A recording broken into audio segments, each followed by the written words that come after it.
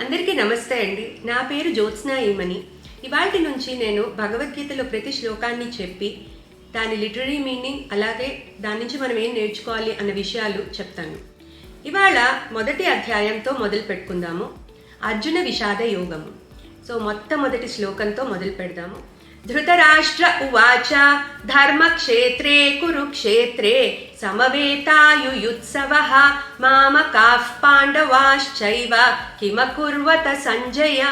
Literary meaning: ఈ శ్లోకంలో ధృతరాష్ట్రుడు సంజయుడిని అడుగుతున్నాడు, ఓ సంజయ, యుద్ధకాంక్షతో ధర్మక్షేత్రమైన కురుక్షేత్రంలో సమావేశమైన నా కొడుకులు కౌరవులు, నా తమ్ముడు కొడుకులు పాండవులు ఏం చేస్తున్నారు అని అడుగుతున్నాడు.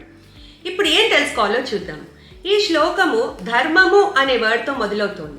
బహుశా వ్యాస మహర్షి రాబోయే శ్లోకాలలో భగవద్గీత ధర్మాన్ని ఎస్టాబ్లిష్ చేస్తోంది అనే ఇండికేషన్ ఇవ్వడం కోసం ధర్మము అనే వర్డ్తో స్టార్ట్ చేసి ఉండొచ్చు. సో నెక్స్ట్ ఏంటి, రెండో పాయింట్ ఏంటంటే, ఈ శ్లోకంలో ధృతరాష్ట్రుడు మామకాహ అనే వర్డ్ వాడాడు. మామకాహ అని పాండవులు అని వాడాడు. అంటే ఇక్కడ కౌరవులు తన వాళ్ళు అనే పాయింట్ని ఎస్టాబ్లిష్ చేస్తున్నాడు. అంటే ఏంటి, నా వాళ్ళు యుద్ధంలో గెలవాలి అనే ఇంటెన్షన్ అతనికి బలంగా ఉంది. సో ఆ గెలుస్తారా లేదా అనే యాంగ్జైటీ అతనిలో కనిపిస్తోంది ఈ వర్డ్ వాడడం వల్ల.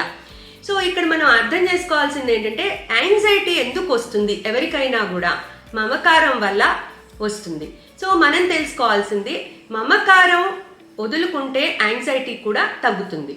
నెక్స్ట్ మూడో పాయింట్, భగవద్గీత చెప్పేదే కర్మయోగం గురించి. అంటే కర్మని పర్ఫెక్ట్గా చేస్తూ ఫలితాన్ని ఆశించద్దు అని చెప్తుంది.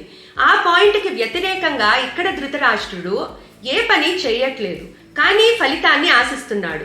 సో ఇది మనకి ఇక్కడ మనం ఏమని నేర్చుకోవాలంటే, ఎవరైనా కూడా కర్మని ప్రాపర్గా చేసి ఫలితాన్ని ఆశించకుండా ఉంటే భగవంతుడు మనని ఆ ప్రాపర్ డైరెక్షన్లో ఉంచుతాడు. కానీ మనం ఎవరైనా సరే కర్మని చేయకుండా ఫలితాన్ని ఆశిస్తే మాత్రం మనం ఎక్కువ ధృతరాష్ట్రులం అవుతాము అని మనం గుర్తుపెట్టుకోవాలి.